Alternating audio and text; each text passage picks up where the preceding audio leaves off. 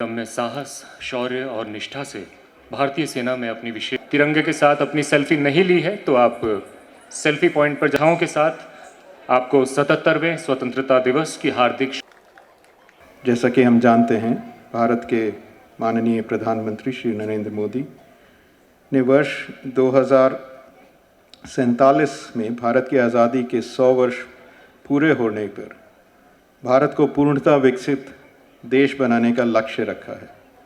अगले 25 वर्षों में अमृतकाल के दौरान आत्मनिर्भर भारत के बनाने के लिए जो संकल्प लिए गए हैं, उन्हें हासिल करने के लिए अपना योगदान देना हम सभी का कर्तव्य है।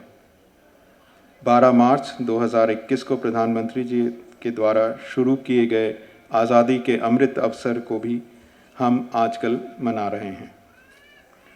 हमारा देश विश्व का सबसे बड़ा लोकतंत्र है और सभी गणतांत्रिक देशों के लिए एक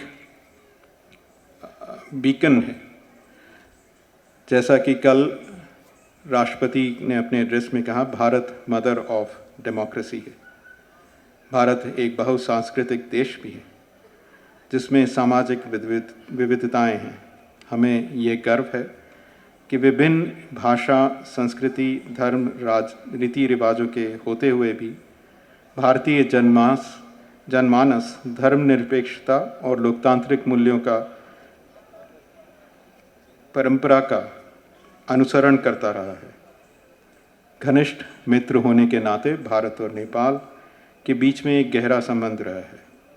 ये संबंध दोनों देश के लोगों के जो नाते हैं, उनके मजबूत नींव पर खड़ा हुआ है। हमारा प्रयास ये रहेगा कि इस संबंधों को हम और आगे सुदृढ़ करते रहें।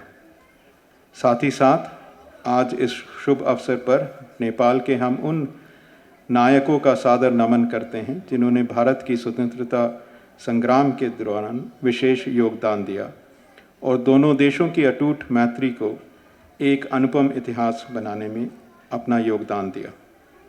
भारत उन नायकों को और उनके योगदान को कभी भुला नहीं सकता। आत्मनिर्भर भारत का सपना साकार करने में देश के अंदर और देश के बाहर रहने वाले प्रवासी भारतीयों की अहम भूमिका है। विदेशों में भारतीयता की भावना को संजो कर रखना ये बहुत विशेष है। इसी वजह से भारतीय डायस्पोरा जो नेपाल में रह रहा है, उनका योगदान भारत नेपाल मैत्री के लिए एक महत्वपूर्ण कड़ी है।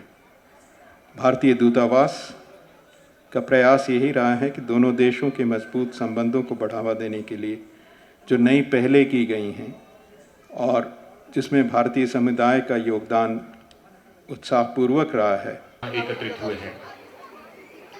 मैं आप सभी को बताना चाहूंगा कि आज का दिन प्रगतिशील भारत को